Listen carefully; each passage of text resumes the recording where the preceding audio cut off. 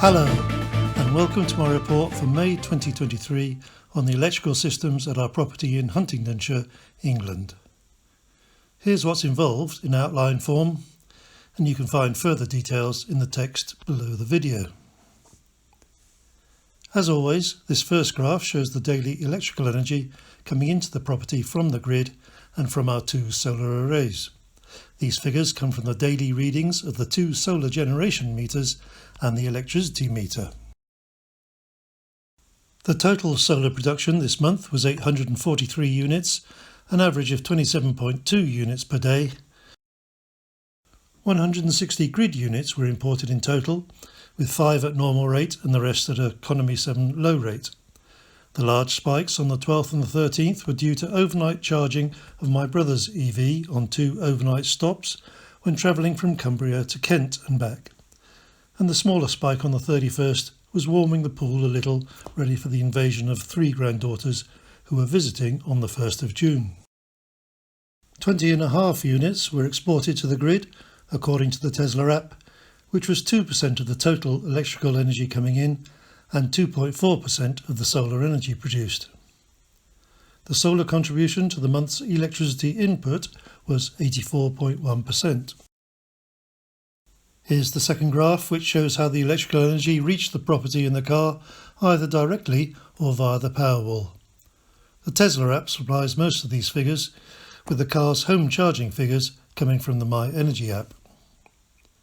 55.1% of the energy came directly from solar, and a further 28% was solar coming via the Powerwall, giving a total solar contribution to the energy used of 83.1%.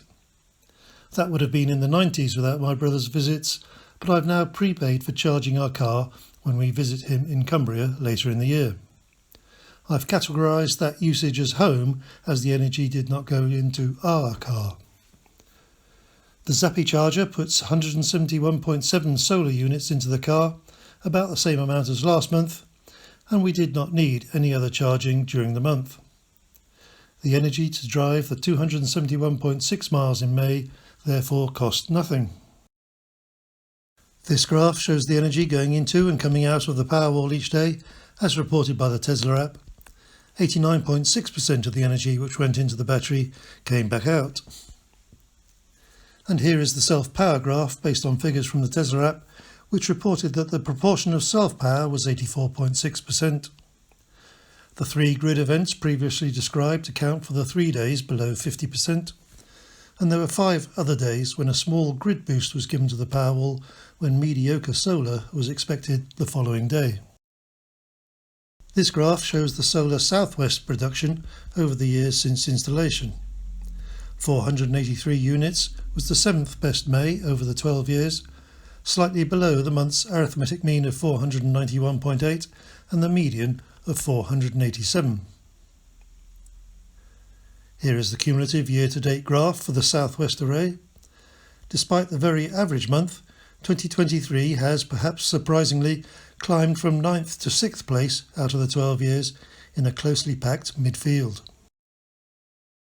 This next graph shows the daily output of the 2 solar arrays for the past 365 days. The 28-day moving average lines are struggling to climb. This is the distribution of the energy import and export, similar to the first graph, but for the whole of the past year.